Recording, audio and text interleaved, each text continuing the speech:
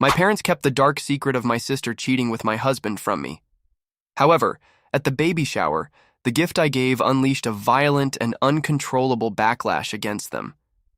Perhaps starting with an introduction and a brief explanation about my family would be best. My name is Ray, and I've just uncovered the most shocking revelation of my life. But before I dive into it, let me tell you a little about my family. Look, I always knew I wasn't the favorite. Nobody ever said it outright, but you can feel it in your bones. It's in the way your parents look at you compared to your sibling, how they talk to you, and how they always choose them, whether in small moments or big ones. My sister Lisa was always the golden child, the one who could do no wrong, the one who got all the love and attention while I watched from the shadows. Growing up, it was obvious. If Lisa got a good grade, they framed it and hung it on the wall. If I got a good grade, I'd get a brief smile before they went back to talking about Lisa's achievements. I was her shadow, but despite it all, I never hated her. Sure, I resented that my parents put her on a pedestal, but she was my sister and I loved her. At the time, it wasn't her fault that our parents treated us differently. I thought that would be enough, that even though childhood wasn't fair, as adults, we'd find balance and our relationship would even out. But I was so wrong. 2 days ago, everything fell apart. It was supposed to be a happy evening. My parents had invited us over for dinner to celebrate Lisa's pregnancy. I was genuinely happy for her. She and her husband Ken had been trying for a while, and I knew how much starting a family together meant to her. So, I went. Even though I always feel a knot in my stomach when I'm around my family, it's a constant reminder that I'm not enough, that I'll always come second to Lisa. My husband Ben was by my side, as he had been for the past 5 years. He knew how complicated my relationship with my family was, and had always been my rock, the one person who made me feel seen. Or so I thought. Dinner went fine, or so it seemed. We were all sitting around the table, laughing and celebrating Lisa's news. My parents, as expected, were glowing with pride, showering Lisa with praise like she had invented motherhood. But that didn't surprise me anymore. I smiled and congratulated her, pretending everything was fine. It was afterward that my entire world unraveled. After dinner, I excused myself to use the bathroom. On my way back, I passed by the kitchen and overheard my parents whispering. I should have kept walking, but something in their hushed tones made me stop. That's when I heard it. My mother was saying that they would never tell me about Lisa's mistake. At first, I was confused, wondering what mistake they were referring to. But then, the answer hit me like a slap in the face. They were talking about how Lisa had slept with Ben, my husband. Apparently, it happened a few months ago and my parents decided not to tell me to protect Lisa because she was their precious girl. They didn't want to tarnish her image. They brushed it off as a simple mistake, a lapse in judgment, something that should be forgiven. According to them, what mattered most was that Lisa was now pregnant and could move on with her life. I froze in place, unable to move or breathe. The walls seemed to close in around me, and my mind filled with disbelief and rage. My husband, the man I trusted with my life, was a traitor, and not just with anyone, but with my sister. Worse yet, my parents knew about it and chose to keep it from me, prioritizing Lisa's reputation over my right to know the truth. They chose her, again, over me. It was like every moment I'd spent feeling less than, feeling unimportant, was validated in that instant. They made their choice, and it wasn't me. I don't even remember how I left the house that night. I vaguely recall muttering something about not feeling well and needing to leave. I couldn't face any of them, not my parents, not Lisa, and especially not Ben. I just walked out, got into my car, and drove. I don't even remember where I went. I just needed to get as far away from them and the reality of what I'd learned as possible. It felt like my entire life had been a cruel joke, something meaningless. It was as if I were falling into an endless void, and nothing could stop my descent. 2 days have passed, and I still can't process it. I haven't confronted anyone yet. I've barely spoken to Ben since that night. He keeps asking me what's wrong, why I'm so distant, but I can't even look him in the eyes, let alone talk to him. Every time I see him, all I can think about is him with her, my sister. How could he do this to me? How could she do this to me? And how could my parents cover it up like it was nothing, as if I were nothing? I can't stop replaying that conversation in my head, hearing my parents justify Lisa's mistake and insist it shouldn't ruin her life. But what about my life? My marriage? Don't those matter? Doesn't my pain count? I feel erased, like a side character in a story that's supposed to be mine. But somehow, it's always about Lisa. No matter what she does, no matter how much she hurts me, they'll always protect her. And here I am, left to pick up the pieces, trying to figure out how to move forward when everything I thought I knew has been turned upside down. I don't know what to do. Should I confront Ben and demand the truth? Should I talk to my parents and tell them how deeply they've hurt me? I don't even know where to start, or if I have the strength to face Lisa. The thought of hearing her excuses makes me sick. But I can't keep living like this, pretending everything is fine when it's not. I can't keep this secret bottled up, letting it poison every thought and moment. Part of me wants to scream at all of them, to make them understand how much they've hurt me and destroyed everything. Another part just wants to walk away, leave them behind, and never look back. I don't know which part to listen to. I don't even know if there's a right choice. All I know is that I feel completely broken, and I don't know how to put myself back together. I've spent my whole life feeling like I'm not enough, that I don't matter, and now, after everything, it feels like that's been confirmed. My parents have made it clear that Lisa will always be their priority, no matter what she does or who she hurts. But where does that leave me? How do I move forward knowing the people who should love and protect me have chosen someone else over and over again? I don't have answers. I wish I did. I wish I knew what to do, how to fix this, or at least how to move on.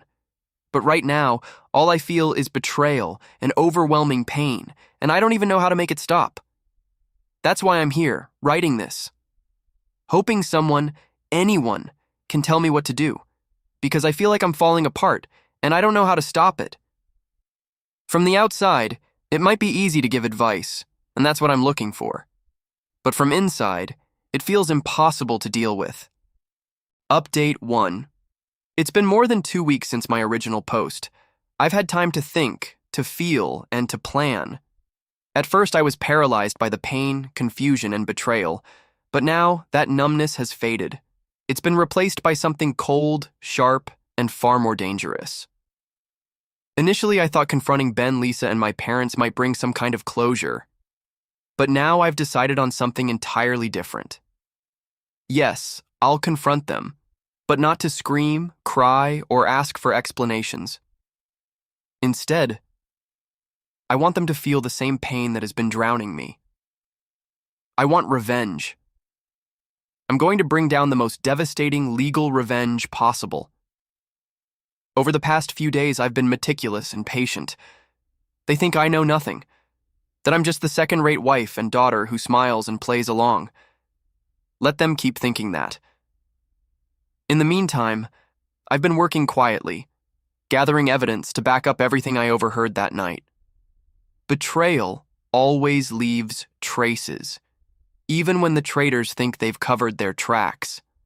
I'm determined to uncover every last detail they thought was hidden. Let me start with the baby shower. Yes, there's going to be a baby shower. A few days after my last post, my mom called me, her usual cheerful tone masking any acknowledgement of the massive betrayal she'd been part of. She wanted to know if I would organize Lisa's baby shower. In my family, I've always been the maid, basically the one who handles everything. Of course, if the roles were reversed, she would never ask Lisa to do the same. But here she was, expecting me to celebrate the very person who destroyed my marriage and life. The audacity left me speechless for a moment. But then, I saw the opportunity. This could be the perfect setup for what's coming next. Naturally, I agreed. I said yes, making sure my voice gave away none of my true intentions. She was thrilled, almost euphoric. "Lisa will be so happy," she said. I smiled into the phone, thinking about how happy Lisa would be when she found out what I had in store for her. Before I make my move, though, I need to gather everything I can. I've become almost obsessive about uncovering every secret, every message, and every piece of evidence to expose exactly what they've done to me. At night, while Ben sleeps, I go through his phone, laptop, and even his old backups. At first, I wasn't sure if I'd find anything. Maybe they'd been careful enough to cover their tracks. But people get sloppy when they think they're in the clear. The first piece of evidence came in the form of a hidden folder on his phone. He thought he was clever, giving it an innocent name. But I know him too well. Inside were photos, pictures of him and Lisa. It wasn't just a one-time thing, it was an elaborate affair. Some of the photos seemed innocent at first glance, but others, well, let's just say they left no doubt about what had been going on. My stomach churned looking at them, but I didn't stop. Over the next few nights, I dug deeper. Texts, emails, even old social media messages. I found months-old conversations between Lisa and Ben, where they talked about how careful they'd been to keep me in the dark. The words stung, but they fueled me. They talked about me like I was nothing more than an obstacle in their way. Then came the real bombshell. Messages between my parents and Lisa. My mother, in particular, had been actively helping to keep everything a secret. They talked about how Ray didn't need to know and how important it was to protect Lisa's image. Lisa even sent screenshots of these conversations to Ben, reassuring him that my parents were on their side and they didn't have to worry about me finding out. I felt sick reading them. They didn't care that I was their own daughter. All that mattered to them was Lisa's reputation. I've saved everything. Every photo, every message, every shred of evidence, it's all carefully stored on my device with backups just in case. I'm not going to rush. I'll wait for the perfect moment to act, maybe at the baby shower, maybe after. But when everything comes crashing down, it will hit hard. They won't see it coming. Update 2. It's been about a week since my last update, and there's so much I need to share. Honestly, I don't even know where to begin. Yesterday's events feel like they unfolded in a dream, or perhaps a nightmare, depending on whom you ask. I spent the day at Lisa's baby shower playing the role of the perfect hostess while concealing the storm brewing inside me. My facade was carefully constructed: the supportive sister, the cheerful daughter, the obedient wife. Everyone was there: family, friends, and Lisa's husband, completely unaware of the storm that was about to erupt. The celebration itself was an elaborate event. My mother, as expected, was practically glowing with pride, ensuring everything was perfect for her precious Lisa. My parents had no clue that the real gift was yet to come, a gift from me that would shatter the carefully built world they had created. My heart was racing, not from excitement, but from the anticipation of the chaos that was about to unfold. Throughout the day, I played my part flawlessly. I joined in light conversations, laughed at dull jokes, and arranged the mountain of baby gifts piled on the table. But all the while, I was acutely aware of the ticking time bomb I held. I watched Lisa basking in the attention, her smile bright and confident. It wouldn't last long. The longer she thought she had gotten away with everything, the sweeter the moment of truth would be. The moment came when it was time to cut the cake. Everyone applauded and cheered, congratulating her, while I felt my pulse quicken. It was time to give Lisa her special gift. I told everyone it came from the heart, but deep down, I knew it came from the depths of my pain. I stood up to address everyone, and the room fell silent. Lisa looked at me with a radiant smile, visibly excited as I handed her the beautifully wrapped box. I had gone out of my way with the presentation: exquisite paper, an elegant bow, everything designed to build anticipation and make it look like a gift of great importance. And it was. Everyone gathered closer as Lisa began unwrapping it. Inside were printed photographs, shocking images of her and Ben in highly compromising situations, intimate moments frozen in time. They weren't photos you'd ever want your family to see. I had carefully selected the most damning images, ones that revealed her betrayal with undeniable clarity. Lisa's expression shifted from excitement to confusion, and then to horror as she processed what was in the box. The atmosphere in the room transformed as everyone else realized what was happening and the implications of those photos, for Lisa, for me, and for my husband. But I wasn't finished. While people began whispering and asking questions, I unveiled decorative curtains behind me. They displayed the same incriminating images, enlarged for everyone to see. The truth was now out in the open, a gallery of betrayal showcasing the affair that had destroyed my life.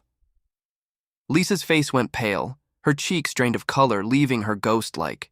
Her hands trembled as she struggled to comprehend the unfolding chaos. My parents instinctively tried to step in, but I wasn't about to let them silence me. I took a deep breath and let the words pour out. I detailed the entire affair, exposing how they had helped cover it up, pretending everything was fine while Lisa stabbed me in the back with my own husband. Lisa's husband, completely blindsided, stormed out of the room in fury, shouting that she was a traitor and demanding to know how she could do this. His shock mirrored the agony I had felt when I first uncovered their betrayal. My parents were speechless, unable to defend their golden child this time. The world they had built around Lisa crumbled, piece by piece, as I revealed the truth they had worked so hard to hide. Standing there amidst the chaos, I felt something strange: liberation. A wave of release washed over me. Some people approached me trying to offer comfort, but I didn't need it. What I needed, I had already done. So, I picked up my things and walked out. Update 3. It's been 2 weeks since my last update, and I think the dust has settled enough for me to share the aftermath of my surprise at the party and its consequences for everyone involved in the betrayal.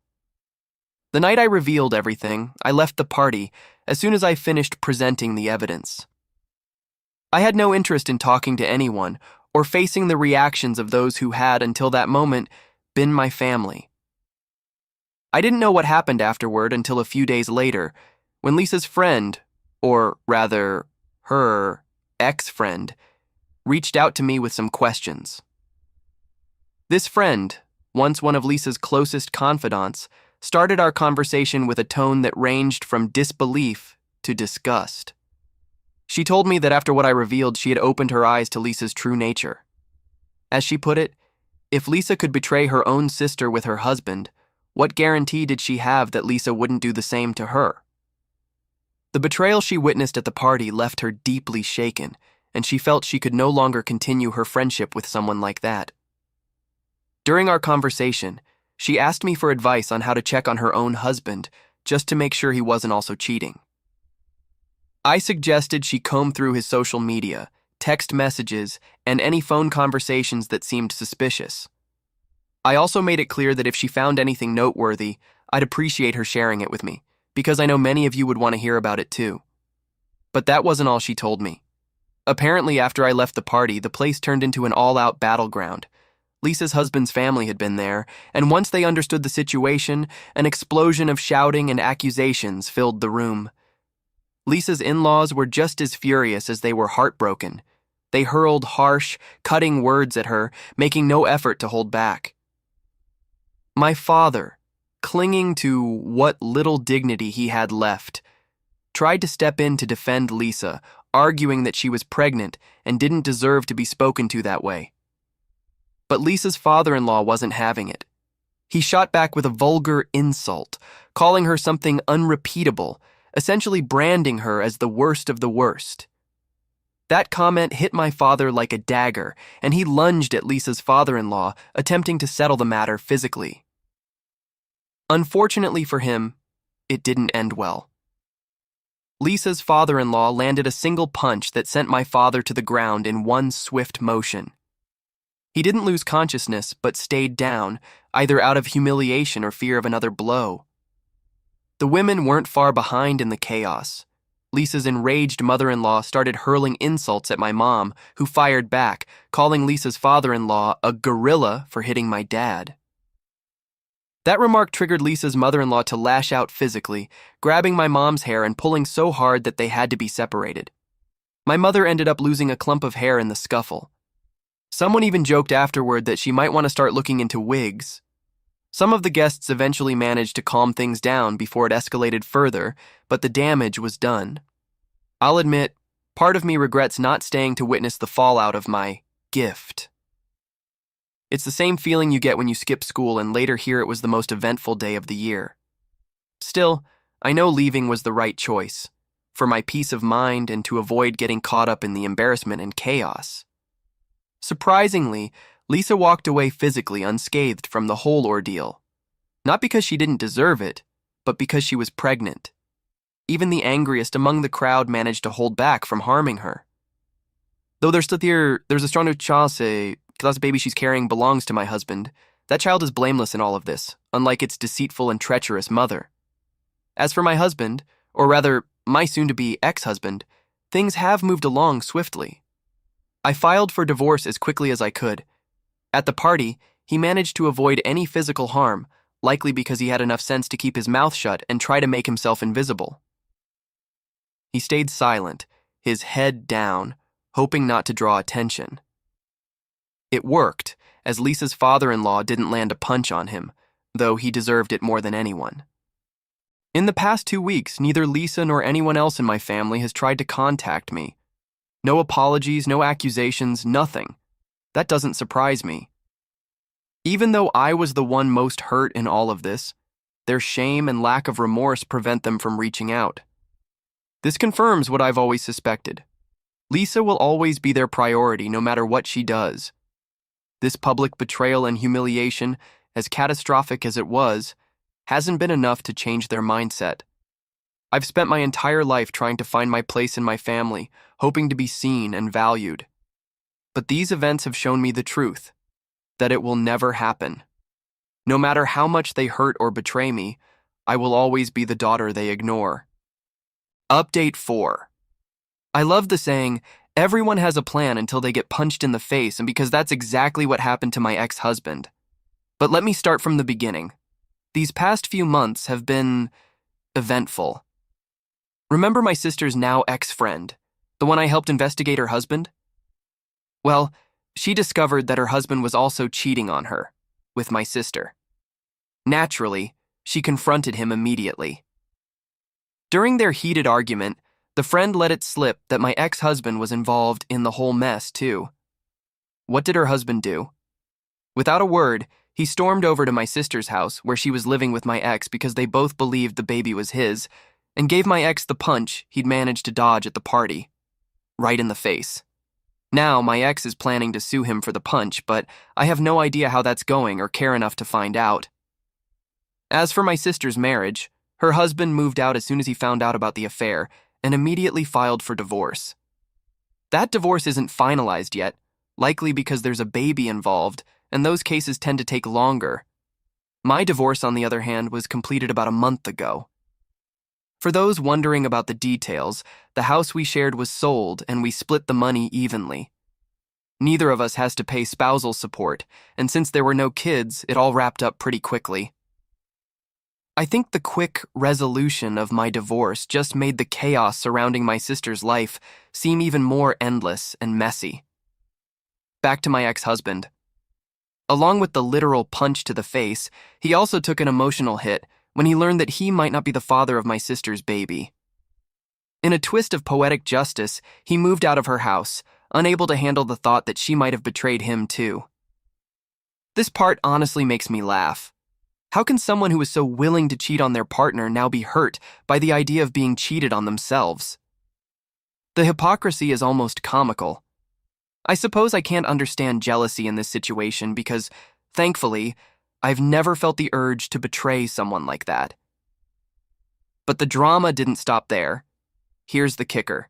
My sister's baby has been born, and of course, a DNA test was done immediately. Turns out, my ex-husband is not the father.